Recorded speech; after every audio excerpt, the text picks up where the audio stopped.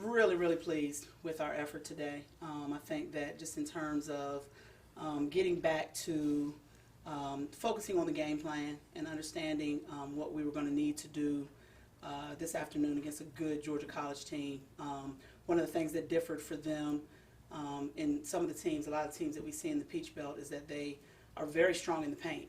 And Kadesha Gibbs had been leading them in scoring, have been doing a really good job getting a lot of good looks off the high-low passing at the rim. So we put some things in really to try to neutralize that a little bit, and I thought the kids did a pretty good job with that. But again, I think just, we have proven to be pretty resilient, and we've actually played some of our better games coming off of losses.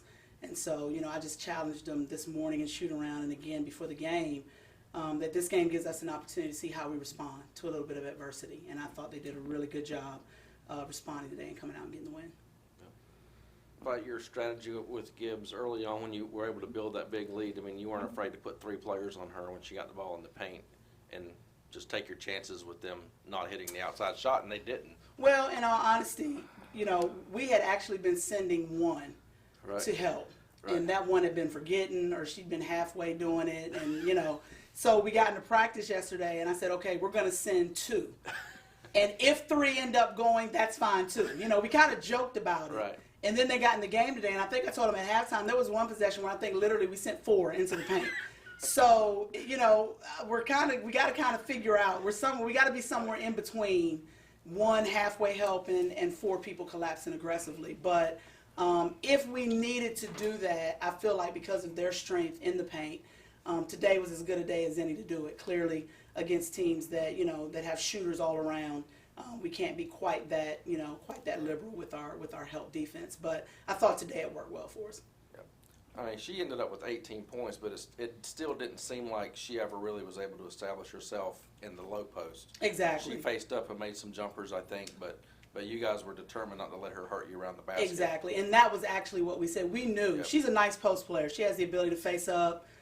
She's not extremely comfortable with the free throw line jumper, but she can put it on the floor and attack the basket. We knew she was a good rebounding post player.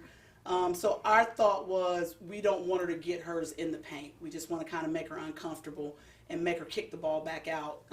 But we knew that she was not one-dimensional and that she could score in a lot of different ways, and she did that tonight. Yep. Speaking of rebounding, you guys had a pretty hefty edge there, and I think the differential in second chance points really made a difference for you guys. Yeah, I'm cautiously optimistic that maybe the light's starting to come on. And I say that after, even in a loss, after a really good rebounding game at Lander, where we grabbed 21 offensive boards and did a really, really good job there, and then turned this game into another game where we did a really nice job on the glass. So it's just, again, it's just that thing that we've been talking about, and sometimes it's a marathon, not a sprint. And so now that we're 21 games into the season, and they've heard it a lot, and now they're actually getting a chance to see the difference that it can make for them as well on a night where we don't shoot the ball quite as well as we'd like to. But when we get the second shots, it gives us an opportunity to relax a little bit, particularly on the offensive end. What did you see, or what did you think of Alajia's game? I mean, not just offensively. She scored some points, but what did you think of her game overall today? I thought that she, I think there have been games where I have been really pleased with Lay's effort in its entirety. I thought today I was pleased in spots. Mm-hmm. I thought that there were moments when she looked really good on both sides of the ball. And then I thought that there were moments where she looked a little tired, a little winded, and maybe a little down on herself, because she does when the offense isn't flowing the way she knows it can. She tends to get a little down, and it affects, her on the other side of the ball. So I thought we saw a little bit of both today. But for the most part, I thought that she did a good job for us. I told her coming into this game, if you don't play defense this game, I'm not sure we've got a shot, because we've got to have good post defense. And I think she took that to heart. And I think for the most part we saw it. But there were a few moments in there where you could just tell, and I'm not sure if it was fatigue or if it was mental, where, she's just a little down, not quite as energetic as we'd like her to be. But overall, I'd give her a strong B. Yeah. Will she be happy with that? Probably not. Probably not. Hopefully that'll motivate her to want to get a strong A on Wednesday night. Yeah. Just offensive game plan overall, what did you think about your execution? I thought that we started the game extremely well. We talked in the locker room coming out about the fact that we had to do a better job being more aggressive offensively. And not just in attacking the rim, but just in the way we run our offense.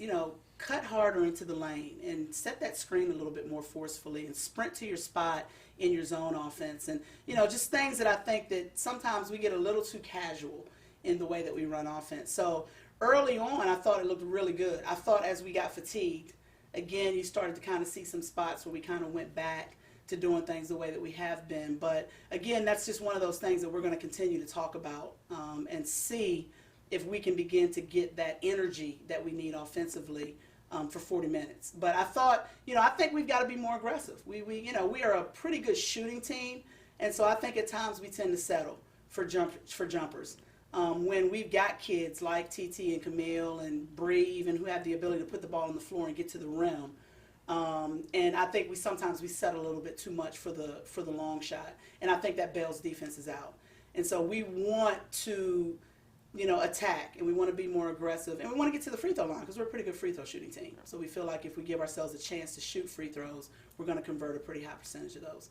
You talked about the fatigue. Are you getting into the time of year now where the mental part of the game is going to have to really be there as far as without a that doubt. goes? Absolutely. I mean, here we are, 30th of January, 7 games left in the conference season. And now I think, as players, we've got to be really tough mentally, and we've got to understand, I told them in practice a couple of days ago that this is that point of the season where the mental conversation kicks in. And I told them, if you walk into practice and tell yourself you're tired, then you're going to practice that way. If you walk into practice and convince yourself you've got enough energy to go about an hour and 15 minutes hard, then we'll get that from you as well. So, and I think we as coaches are going to have to be smart as well in terms of how we utilize those 2 days of prep that we've got. And so we're watching a lot of film right now. We sat down and watched the entire first half of the Lander game on Thursday. That was actually all we did. And then we got out and we put some shots up, and then we actually prepped for this game on Friday. So we're going to do more of that. I think that as long as our kids keep responding to film sessions the way they have been, where I know they're locked in and they're paying attention, and we can correct some things without actually having to get on the floor. So we're going to try to mix it up so we can save some legs because we need the energy and the effort on game day, without a doubt. I mean, tomorrow, Monday, Tuesday, is you going to kind of keep that schedule, you think? Well, tomorrow we get a day off. Okay, so Sunday will be our day off. Total Monday, day off. Tuesday, we actually can do a little more because we are coming off of that off day. Okay. But it's that rotation where we play Wednesday and then we go Thursday, Friday, play again Saturday, Sure. that we've got to be a little bit creative with how we use that time.